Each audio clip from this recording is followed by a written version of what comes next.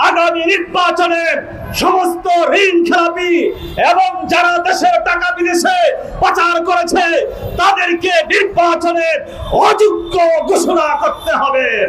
গরিব দিন দিন গরিব হতে থাকবে, ধনীরা আরো ধনী হবে। এজন্য আমি এই সরকারের কাছে দাবি জানাতে চাই, যদি কর আরোপ করতেই হয় প্রত্যক্ষ কর আরোপ করুন, যেন সেই করের প্রভাব দেশের সাধারণ মানুষের উপর না পড়ে।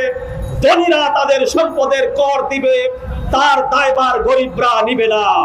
এই বর্তমান সরকার পরোক্ষ কর চাপিয়ে দিয়েছে দেশের জনগণের উপর।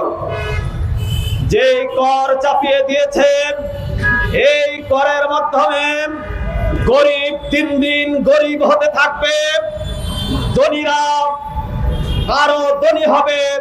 তারা তাদের ব্যাট গোপন রেখে জনগণের উপর সেই ব্যাট চাপিয়ে দিয়ে জনগণকে মারার ব্যবস্থা করেছে এই সরকার, আর ধনীরা আরো ধনী হওয়ার সুযোগ করে দিয়েছে।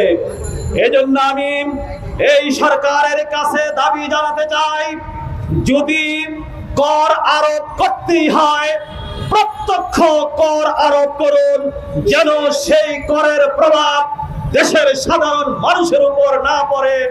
ধনীরা তাদের সম্পদের কর দিবে, তার দায়ভার গরিবরা নিবে না।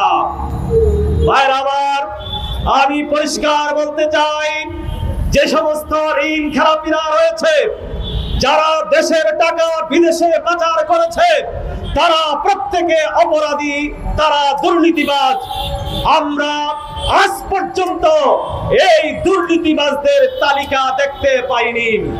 আমি জোর দাবি জানাচ্ছি, অবিলম্বে এই সরকারকে সমস্ত ঋণ খেলাপি এবং কারা কারা দেশের টাকা বিদেশে পাচার করেছে তাদের তালিকা করে জনসম্মুখে প্রকাশ করতে হবে।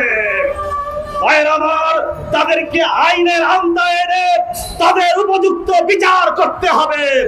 আগামী নির্বাচনে সমস্ত ঋণ খেলাপি এবং যারা দেশের টাকা বিদেশে পাচার করেছে তাদেরকে নির্বাচনে অযোগ্য ঘোষণা করতে হবে। আমি আজকে আপনাদের সামনে বলতে চাই, বিএনপির মহাসচিব